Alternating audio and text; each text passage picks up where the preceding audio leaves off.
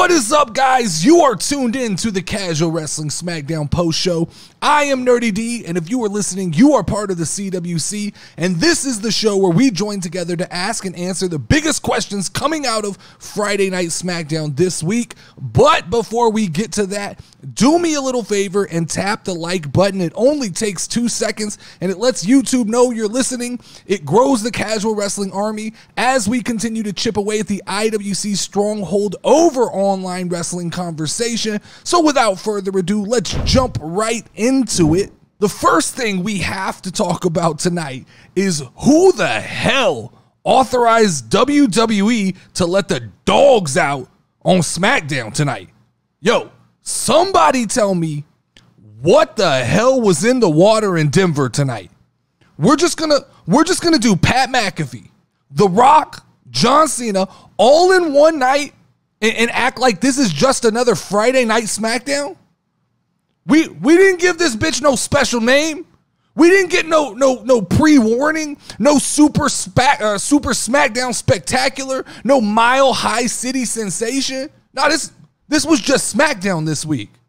Like, I just sat down, turned on my TV, expecting to see just another standard ass SmackDown. And this is what I got tonight? You mean to tell me that the IWC has been out here running its mouth all disgruntled for the last couple of weeks about the return of Vince McMahon, and the whole time Vince McMahon had this shit in his back pocket and was like, here, hold my headset. Let me show you what I can do when I come back. Oh, and by the way, I just want to take a second to say hello to all of the IWC dipshits who kept telling me for the last 6 months that The Rock is just too old and too far removed from wrestling to actually have an impact. Okay, guys, cool. Because it looks like Dwayne is pretty comfortable when he gets back in that ring, and it does look like he still has just a little control over the crowd. You know, unlike what you guys say that he just can't do it anymore. When is the last time we saw a choreographed left to right asshole chant? I've never seen that before. So you're telling me this is the type of things we're going to get now that Endeavor's taken over? This is what we expect? This is the level of SmackDown I should come to expect when I turn on my TV? All of a sudden, Pat McAfee's showing back up. All of a sudden, The Rock's driving an hour down the road to get to SmackDown to show up and show out. This is what we're getting? This was a Vince McMahon move, if I've ever seen one. Vince is sitting in his new office with his big TKO sign sitting over the top of his desk right next to his big WWE sign. And Vince McMahon, he smells blood. He smells the blood that is hemorrhaging off of Tony Khan and AEW over there on TBS. And Vince McMahon said, you know what? Let's release the sharks. And not just the sharks, let's release the sharks that got the laser beams on their head. Those sharks with laser beams attached to their heads? Yo, I thought Mortal Kombat came out on Monday. Why did Vince McMahon just step up to Tony Khan and do a scorpion-ass flame mask fatality? Finish him. WWE was cooking tonight. This is an exciting time to be a WWE fan. If this is what we're going to be getting, this is wrestling. This isn't wrestling anymore. We're back. We can call SmackDown wrestling. I want to know, who did Tony Khan piss off over at Endeavor that said, you know what? Don't just beat AEW, put your foot on their throats and don't let up until they can't breathe anymore. Oh, AEW, you're going to debut Edge in the next couple of weeks. That's cool. That's great. Go ahead and get an over-the-hill Edge. You know what we got for you? We got the greatest of all time. And who is that? I don't know. Take your choice. John Cena or The Rock. We're going to put two GOATs on the show in one night. Now, I told everybody a couple weeks ago that this Hollywood strike shit, it was going to get real weird in wrestling. It got real weird tonight. We're not going to just gloss over the fact that The Rock told Pat McAfee on the Pat McAfee show that Roman versus The Rock, that was a lock for WrestleMania 39. They just couldn't finish up the creative, and The Rock didn't feel quite physically up to the task. That match was happening. You don't think that shit's gonna happen at WrestleMania 40? Because I don't know what box of Wheaties The Rock has been eating ever since this Hollywood thing went on strike, but it looks like The Rock's ass has been training to battle Thanos in his next match. So we could go ahead, we could just scratch Cody Rhodes off of the main event at WrestleMania 40. That's not happening. The way The Rock hit that people's elbow, there isn't a shadow of doubt in my mind that that wasn't a shot of adrenaline into The Rock's nervous system that went straight to his brain and said, oh, we got one more run in us. We're going to do this one more time. If tonight wasn't a heat check for old Dewey, I think it's obvious now that his ass ain't cooking on a fire stove. His ass is cooking in a stove that's fueled by a supernova. The Rock, he still got it. And we're not even going to ignore the fact that our boy Austin Theory, who I've been super critical of, didn't just step up to the plate tonight and go mic for mic with the greatest promo giver in the history of wrestling and stood his own. Like, I guess it looks like to me when the chains are taken off, there might actually be some personality in old Austin Theory's head.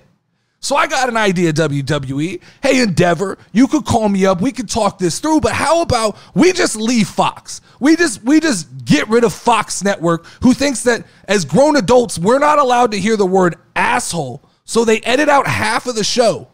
But I got an idea. Let's find a network that's not afraid to make a television show for adults. So go ahead, Triple H, go ahead, Endeavor, go ahead, Vince McMahon, cross Disney off of that list.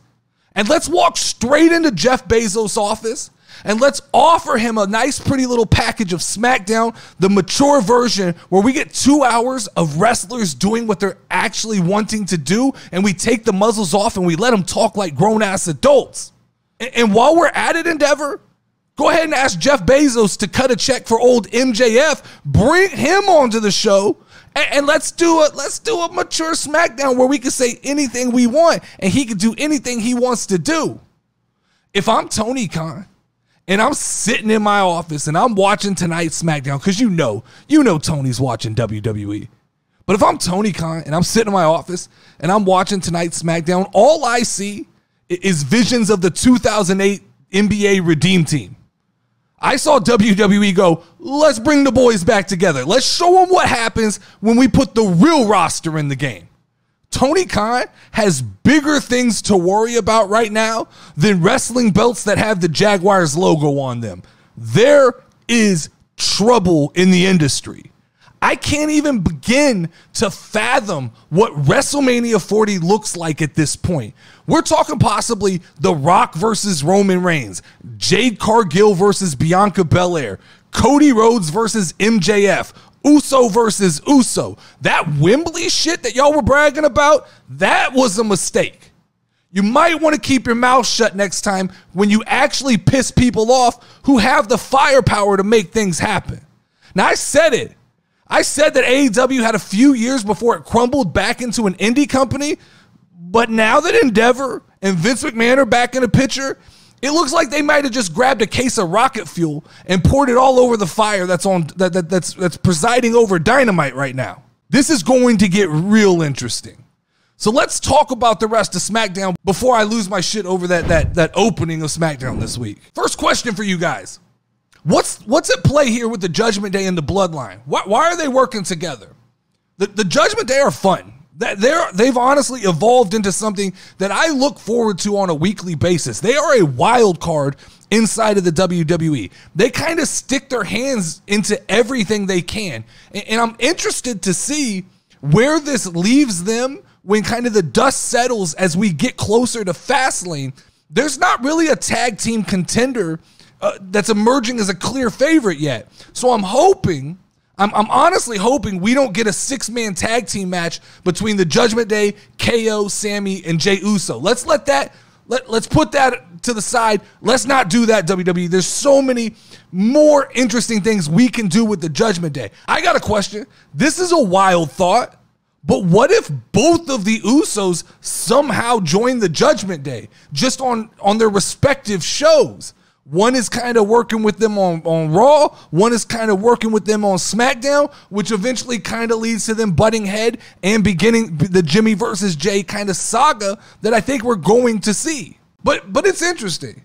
I mean, almost a year ago, I thought the Judgment Day, I was calling for the Judgment Day to break up. Now, it feels like literally every story in WWE somehow revolves around the Judgment Day in some form or fashion, and it's almost like they called their shot, and Judgment Day run WWE right now. All right, so the second question I have for the CWC is, why do so many people hate the WWE Tag Team division?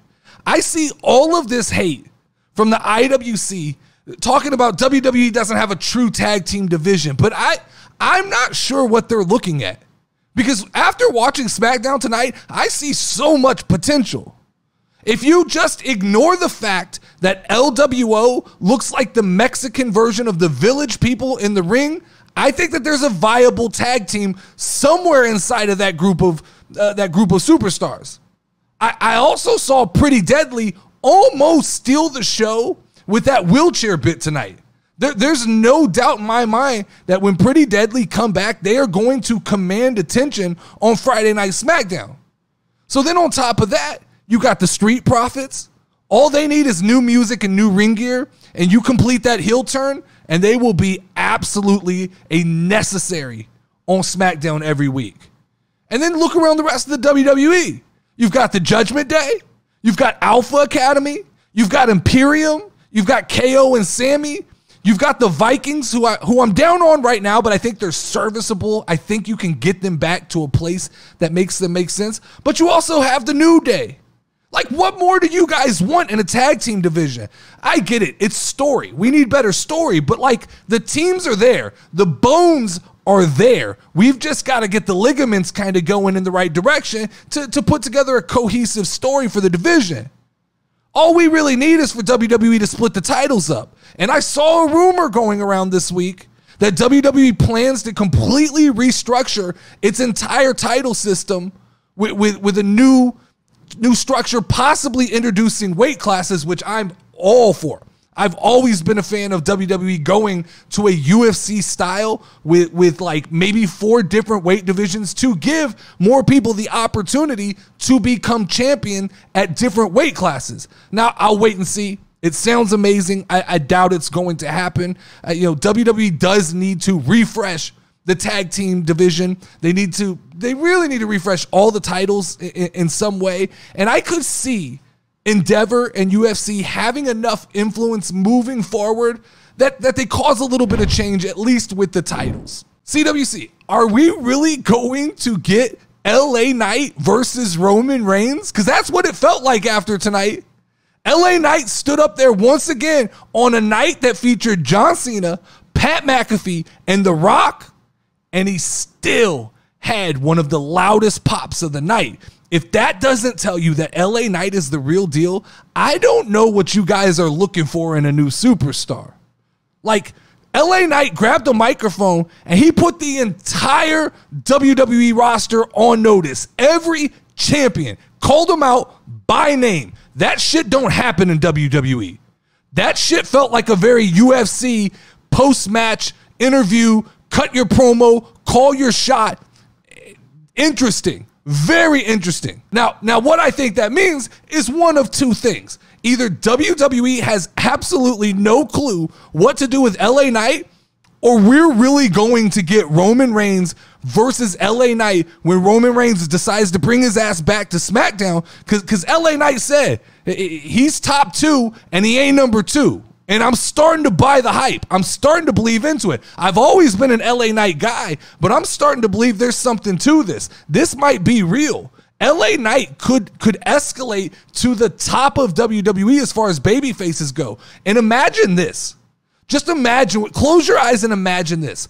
Imagine a world where LA Knight gets so over with the crowd that the WWE is forced to have to let LA Knight dethrone Roman Reigns for the title. Just imagine. It's not going to happen. But dream with me, guys. Dream with me. Imagine the level of stardom that LA Knight gets launched to. And look, Daniel Bryan did this once. So it's not completely unheard of. It's not going to happen. We could happen, but it's not going to happen. We want it to happen, right? Like, we would like this to happen, but it's not going to happen. I don't know. Could LA Knight force his way to the top? The fourth question I have tonight is, how impressed are we that the SmackDown women's division is thriving without Charlotte Flair and Bianca Belair being involved in any major storyline? I have to say, I don't know if it was just the excitement of the night or if it was just the pacing of the show, but I thought that the women in the main event, or I guess we'll call it co-main event because of Grayson Waller, but the women in the co-main event, what was absolutely phenomenal. The way that story has branching arms that are tied to kind of different people all involved in one match, that's nice. It's a nice change. I think that, Io Sky and Asuka, in waiting for next week, there's kind of an anticipation building up for that. And we didn't just get the textbook put Asuka over for the title next week. We actually got a clever use of Shotzi this week, who jumped up from behind the barricade and scared the shit out of me because she's absolutely crazy looking. But I have to be honest. Can I just say I'm counting down the days until Dakota Kai returns to the ring, because I was really becoming a fan of her before she got hurt. And I think that Damage Control has somehow just grinded it out long enough that I've kind of come back to this idea that I like that faction. Let's keep them together. Don't break them up. But WWE has all of this talent in the women's division. Hell, they have all of this talent in both divisions. Right now, the only issue in WWE is they have a little bit of storytelling issues. And I'm not going to lie. I believe that Endeavor will put pressure on WWE to constantly have better shows and better ratings, especially after what we saw tonight. You don't let somebody taste steak like this and send them home and start giving them, McDonald's chicken nuggets on a weekly basis. They're not going to settle for that bullshit after what they saw on tonight's SmackDown. When the women's division in WWE is running at full force, there is absolutely no comparisons. No other company can even make an argument. Bianca Belair, Charlotte Flair, Becky Lynch, Asuka, Bayley, Rhea Ripley, not even to mention the people in waiting on NXT, Cora Jade, Tiffany Stratton. You've got so much talent in that division. I would not trade any one of those superstars for any other woman in women's professional wrestling. And my last question coming out of SmackDown this week is, what the hell is going on with AJ Styles? So last week, I got onto the Smackdown Post Show and announced AJ Styles is headed towards a heel turn. And then here we go. Of course, just to prove me wrong, this week AJ Styles comes out to help the most babyface of all babyfaces. And let's be clear. I still think AJ Styles is headed for a heel turn. I just don't know if it's going to be against the OC at this point. I think now we may get a heel turn against John Cena at Fastlane. Because I'm predicting we're going to get John Cena and AJ Styles versus Solo Sikoa and Jimmy Uso. I think that's the match to make. But would any of us really be mad if we ended up coming out of Fastlane with a program that featured John Cena versus a heel AJ Styles, at least for a couple of weeks? I'm not mad at the idea. I actually think that could be a pretty entertaining program for the next couple weeks. I can see AJ Styles and John Cena losing to the Bloodline at Fastlane. AJ Styles takes the pin. John Cena does his positivity thing. He picks AJ up, and AJ's just had absolutely enough of all of the happy-go-lucky attitudes in WWE, and he turns on John Cena. Because I think, to be honest with you, I think the days of hoping that John Cena takes the Hollywood Hogan route, those are over. John Cena's not going to turn heel. We can wish, we can pray, we can hope, we can do whatever we want. It's not happening. He does too much with Make-A-Wish. He doesn't want to piss anybody off when he goes back to Hollywood. So I think the clearer answer here, I'm going to predict that AJ Styles turns on John Cena, and I think that's the best bet for WWE going forward, and that creates an intriguing storyline for as long as John Cena's with us. All right, let's talk about some of the news we missed this week. Major cuts are expected in WWE and NXT following the TK Group launch. I mean, of course, That's what happens. We knew this was coming. We knew when the deal finally finished up that this is what's going to happen. But more importantly, we have to make room for this influx of AEW talent that's about to exodus to WWE. We need to make space for Jade Cargill. We need to make space for Ricky Starks. We need to make space for Wardlow. We need space for MJF. Let's talk about this for a minute. Did Tony Khan absolutely pick the wrong horse to hitch his wagon to when he chose the Elite over Cody Rhodes? What the hell was that man thinking? But the reality is the WWE roster is bloated. We're only using like 8 different people on SmackDown every week. You have to trim the non-essential. I actually think that while it sucks for people to get fired and lose their job, I do think that if WWE tightened up the roster and only had a core group to work with, we actually could get better, more cohesive storylines and actually bigger surprises when they did decide to bring outside talent back in. CM Punk makes MMA commentary return with Cause at CFFC 125. I forgot to mention in the previous story that we have to make room for CM Punk as well, because he's coming back. You know, all he has to do is go play nice with these MMA guys for a little bit to show that he can get along in a company. And I think that WWE is just trying to work out some of the logistics of how do you bring CM Punk back without absolutely upsetting everybody. But here's a thought, WWE. Let's do it. Let's do a 2023 invasion angle. This mass exodus that's about to leave AEW, just have them come along with CM Punk. Have CM Punk show up, still Mr. I'm going to cause change in WWE. And as contracts expire in AEW, have CM Punk bring those people into WWE to wreak havoc. I am all for a storyline like that. AEW is expected to move to Max, which is HBO's streaming platform. They're expected to have monthly pay-per-views in 2024. So you mean AEW is just becoming the new NXT? That's mighty nice of Tony Khan to raise his white flag and submit to the Real Wrestling Company. Tony Khan is slowly killing everything that the IWC loves. You mean he put out a memo that says we can't have reckless abandonment in matches unless we talk to producers about what's safe. IWC absolutely hated that. We can't cuss too much. IWC absolutely hates that. And now, all of the time that the IWC AEW fans have spent trying to wrestle-splain me how AEW's pay-per-view schedule was the better format for story building, oh, that's gone too. See, you guys are just going to mimic what WWE does. AEW is literally just becoming the new NXT. It is going to be a farm system for guys who want to get WWE's attention, and that's all going to transpire in the next 3 years. You are watching in front of you the crumbling of a wrestling company that had all the potential in the world, but was squandered because the man who runs the company is an absolute baby back bitch. AEW is selling limited edition scissoring trios titles for $4,999. Wow, I saw so many overreactions to this, especially on Twitter or X or whatever we call it. People screaming, this is way too much money. No, it is. But if this is too much money, this definitely was not a product meant for you. What this was is an IWC sweaty ass trophy. This is a product so the IWC can out IWC each other. They're looking for the ultimate prize to hang up in their basement. There's only 10 of these being made.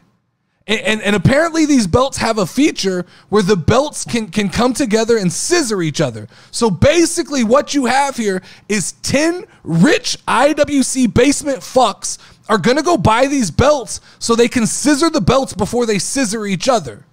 Like, AEW must be in a cash flow situation. If they're trying to make a quick $50,000 off of title belts at this point, like this is just absolutely bad publicity all over the place right now for AEW, and it's by their own accord. So let's give out the SmackDown awards tonight.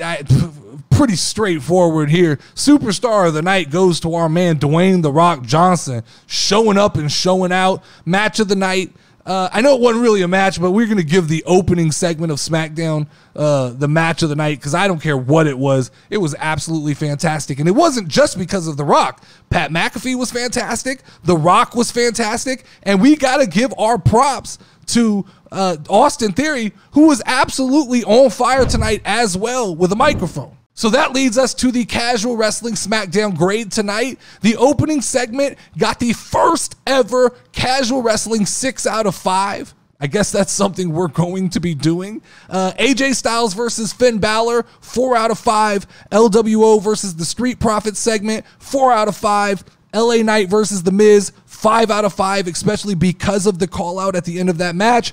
Asuka versus Bayley, 4 out of 5, and the Grayson Waller segment, 4.5 out of 5. We round down, that's a 4.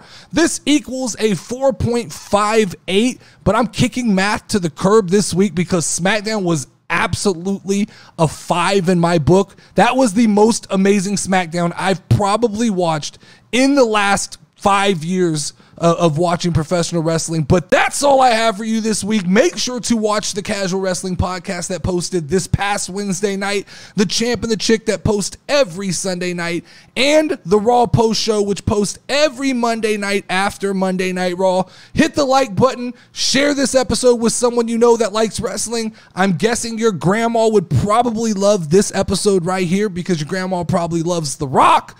Until next time, keep it casual, guys, and I'm tapping out. Step in the ring, if you ready, let's go. Hey, Casual Wrestling Community Show. You already know, talking WWE. Keep it rolling and hosted by Notorious NerdyD. Dope show that you gon' find. Tune in cause it's online. Hit 'em with a figure 4 leg lock, power driver or clothesline. We bringing that heat like the show.